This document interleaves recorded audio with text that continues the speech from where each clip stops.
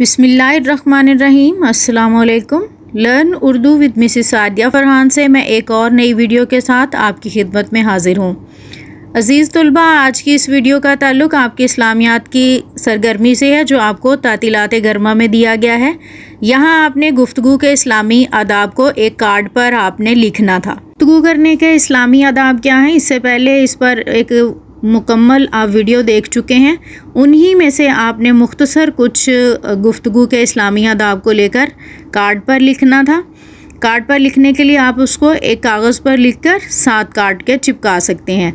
तो आइए शुरू करते हैं आज की ये वीडियो कि यहाँ पे आपने कार्ड कैसे बनाना है और उस पर फिर आदाब आप कैसे लिखेंगे। चलिए शुरू करते हैं आज की वीडियो।